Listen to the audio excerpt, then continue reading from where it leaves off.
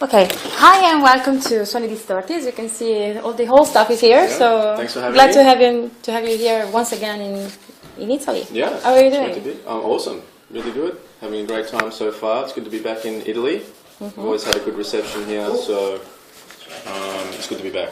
Yeah. If I'm not mistaken, this is the second time we see you in less than a year, basically, in Italy. It was less than a year ago that you came here playing in Ravenna, I guess. I think that was Or maybe 18 months ago. Yeah, maybe? less than a year ago, Yeah. more or less. So how do you feel like coming back to Italy once again? Yeah, it's great. It's always been good here. We always have a really good reception, passionate fans, and great crowd responses. So it's always fun, really fun. Yeah. Well, the latest album that the band has released has gained a lot of success and a lot of enthusiastic feedback from both the fans and the press. So what kind of appraisal can you make about the album, since it was well received? Yeah, I think we had a different method to writing this record. And I think that shows with the result. It's a very different sounding record. We went to a different person to mix it in Mark Lewis. Instead of doing Jens Bogren from Scandinavia, we went to Mark in America.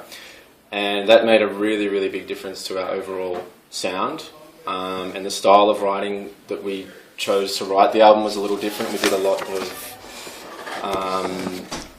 it was quite interesting when you think of it, because some songs were written in a few days and we were all together writing, and then other songs took months and were apart and emailing and stuff like that. And File sharing, basically. Yeah, basically. And I think that we're really happy with the results. The album we kind of wanted to do, so we're really happy that people also enjoy it. Yeah. Well, since you mentioned one of my favorite producers ever, Jens Bogren, what can you tell me about the experience you have shared with this amazing producer? Yeah, he's obviously incredible at what he does. He's really, really good.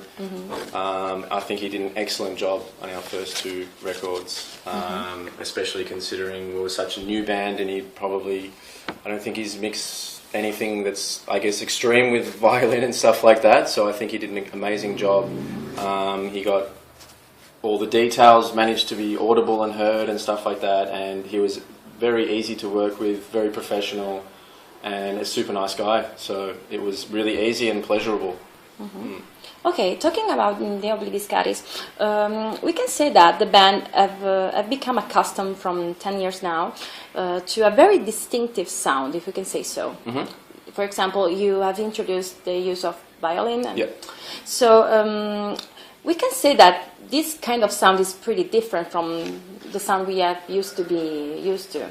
Yeah. So I would like to ask you something about, the birth of the band itself. So how did you come up with this kind of mixture? Okay, well, Zen, our vocalist, I guess, formed the band, and from the very beginning he wanted some strings involved, whether it was violin, or I think even at one point he thought he might get a cello player, and it just so happened he met Tim, who plays violin, and they just kind of, I guess, had very similar ideas and tastes, and it just blossomed from there, basically. So the violin has been there since pretty much day one, and we really enjoy that addition. It's something really different. It's a lot of fun to play with, and it creates very interesting dynamics and textures in the music. That's a lot of fun to play around and play with.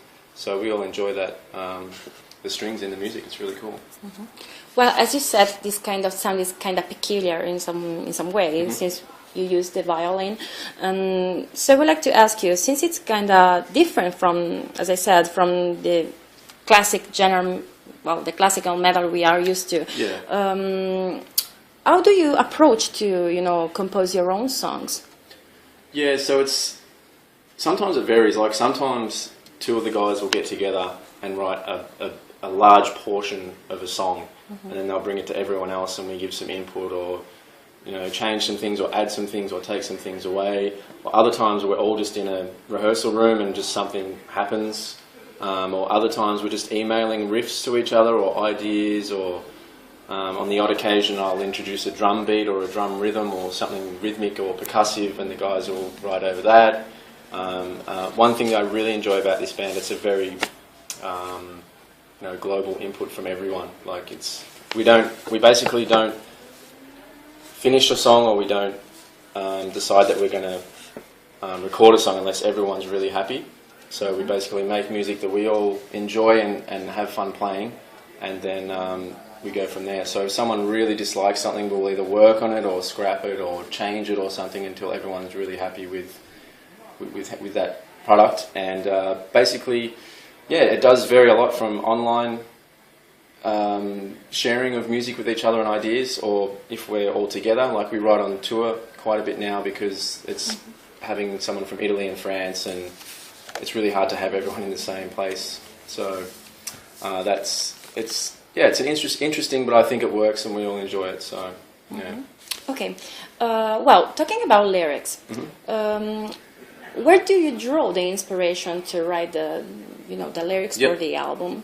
So Zen typically writes in a fashion where he likes the listener to take away. He's such a peculiar guy. Their interpretation.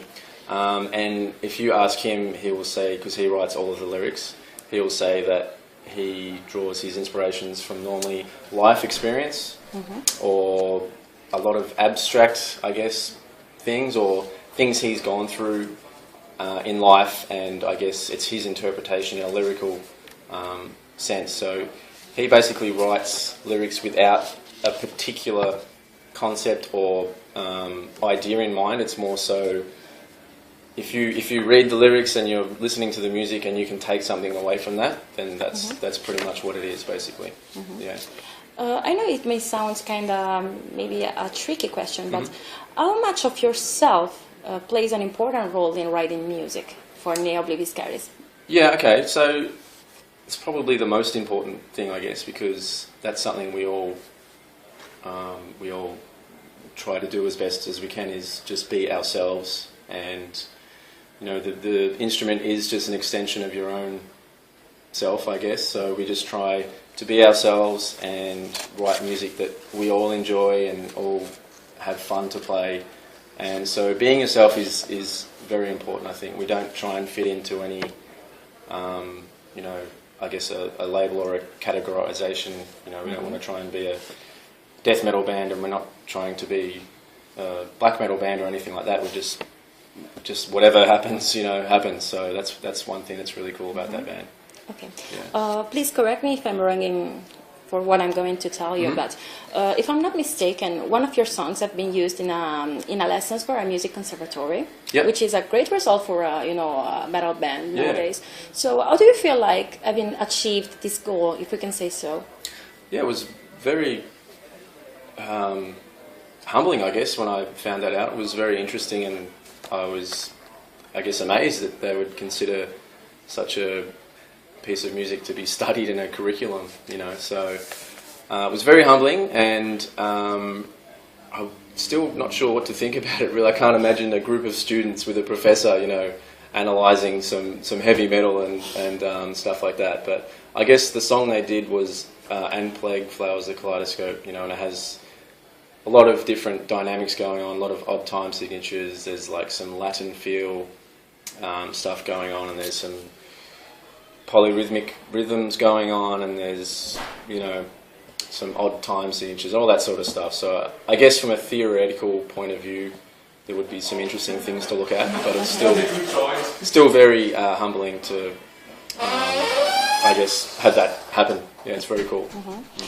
This episode reminds me something, about Sabaton, which, their songs are used in classes for, history lessons. So they kind of remind me of that episode somehow. Yeah, but it's always so humbling, as you said, being introduced to this kind of experiences. Have people study music. It's very, very humbling for sure.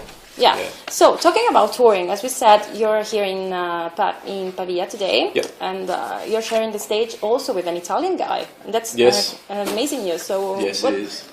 Do you want to share something about this guy? Since we already know that guy, since he plays in an Italian band called Ancient Bards.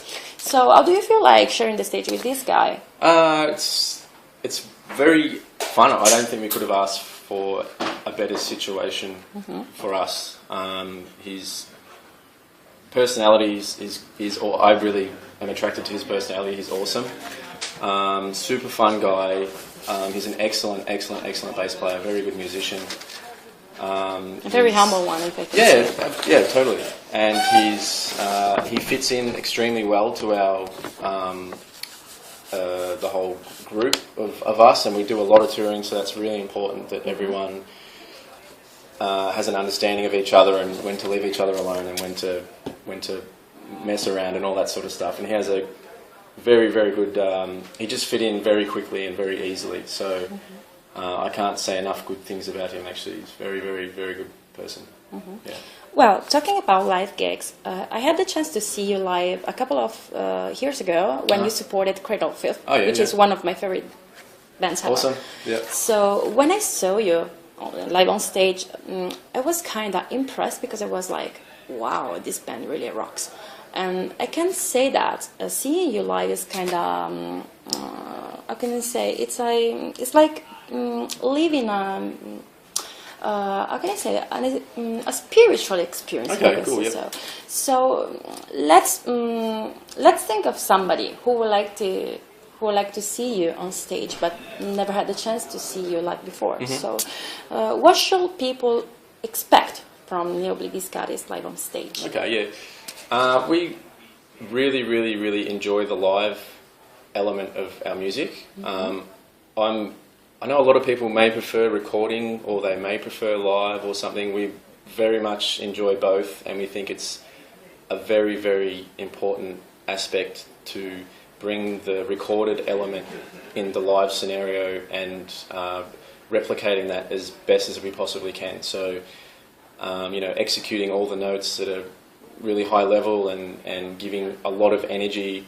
And I guess when you play songs a lot, you kind of change little things too, which we actually do a little bit as well from the records, tiny little details, and which we think give more impact live. So for someone who hasn't seen us before, I'd like to think that our live performance is much, I guess, a little bit more powerful than the record, simply because everyone's so passionate about the execution side of the music as well. And to say it's, I guess, a spiritual experience would be a humbling thought, because we do put a lot of ourselves into the music. So for that to convey live is really cool that people pick that up. It's really cool. Yeah. Okay, as I said at the beginning of our chat, you had several chances to come here in Italy and play live in front of people. Yep. So is there any related a nice memory of the Italian people you would like to share with us? Yeah, one thing that's really struck out to me is how enthusiastic and passionate the Italian fans are. They're very enthusiastic. Like when we're packing up gear at the end of a show, everyone wants to talk and have photos and autographs and hang out and stuff, and we're very open to that as well. So it's really nice to see people first of all really enjoy the music and be passionate about it, whether they're dancing or whatever they're doing, and then wanting to communicate with us afterwards, even though there may be some language barriers sometimes. There's still, you can sort of get what they mean. They're very in love with what you're doing, which is super cool, and I guess that's why we're here, because people love what we do in Italy. So yeah, we're extremely humbled and grateful for that.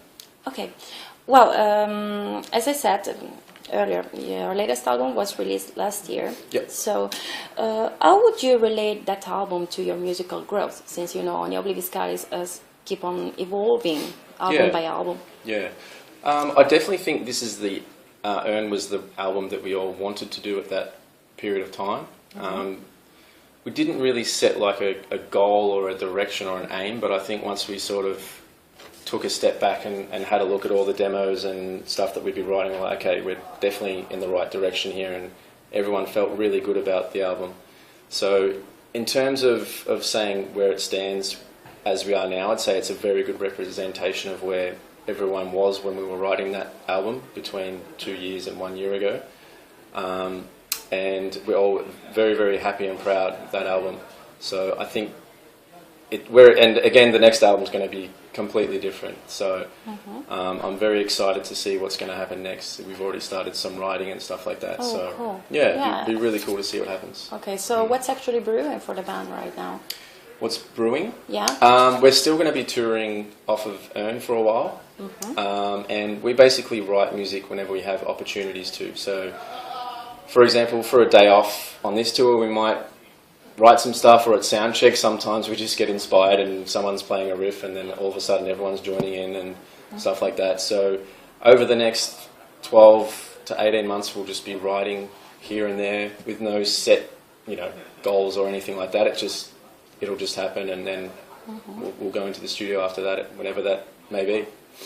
Yeah. Okay, so, well, this was my last question, so thanks for your time and for having given us this spot. Yep. So, as our tradition wants, we call the interviewee to share the final words, so if you want to look at the camera and show them something. Well, thank you very much for having me.